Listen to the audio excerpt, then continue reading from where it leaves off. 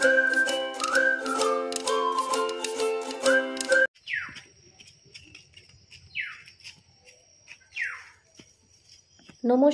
কেমন আছেন সবাই? হেসেল ঘর টুকরে আপনাদের সবাইকে স্বাগত। এটি সকালের একটি দৃশ্য যেটি অপূর্ব লাগলো, তাই আপনাদের সাথে তুলে ধরলাম। আশা করছি আপনাদেরও ভালো লাগবে। গাছপালা, পরিবেশ কে না ভালোবাসে বলুন? সকলেরই পছন্দের।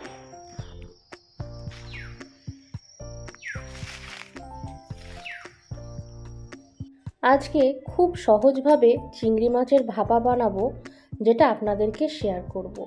একদমই সহজ উপায়ে, কোনো ঝামেলা ছাড়াই আপনারা যে কেউ বানাতে পারবেন এই রেসিপিটা। একবার দেখে নিন আমি কি করে বানাচ্ছি, এটা দেখেই আপনারা বানিয়ে ফেলতে পারবেন। তাহলে চলুন রেসিপিতে আসা যাক। এখানে আমি আমার প্রয়োজন মতো বা পরিমাণ মতো চিংড়ি মাছ নিয়ে নিয়েছি।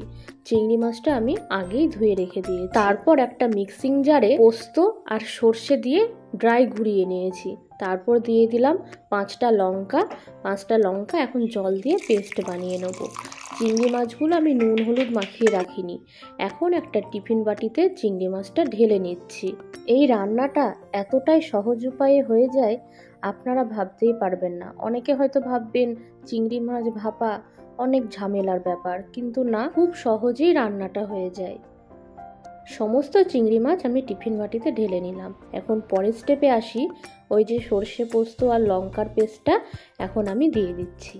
এরপরে দিয়ে দেবো নুন আর হলুদ।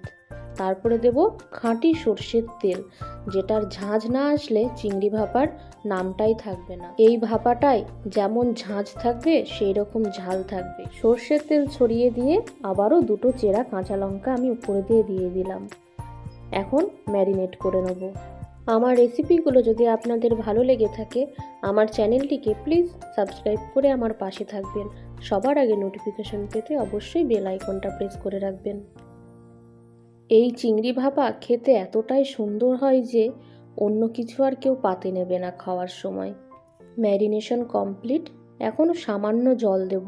যে চামচটা দিয়ে আমি ম্যারিনেট করলাম সেই চামচটা ধুয়েই 2 চামচ মতন আমি জল এর মধ্যে দিয়ে দিচ্ছি। বেশি জল লাগবে না। এখন টিফিন বাটির ঢাকনাটা লাগিয়ে দিচ্ছি।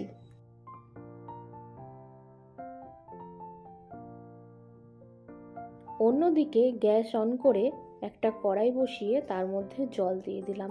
একটা স্ট্যান্ডও দিয়ে দিলাম, যাতে টিফিন বাটিটা না নড়ে যায়। জলের মধ্যে দিলে তো টিফিন বাটিটা নড়াচড়া করে, সেই ক্ষেত্রে টিফিন বাটির উপরে ভারী কিছু চাপালে সেটাও হয়, কিন্তু আমি স্ট্যান্ড দিলাম। তার উপরে একটা ঢাকনা দিয়ে ঢেকে রাখলাম। এখন 25 মিনিট মতন এটা স্টিম হবে। 25 মিনিট পর গরম ভাবটা কমে গেলে টিফিন বাটির ঢাকনাটা আমি খুলে আপনাদেরকে দেখাচ্ছি চিংড়ি মাছের ভাপাটা কেমন হয়েছে। সত্যি খুব লোভনীয় যেমন দেখতে হয়েছে, খেতেও অত্যন্ত সুন্দর হয়েছিল। আপনারা বাড়িতে অবশ্যই ট্রাই করবেন।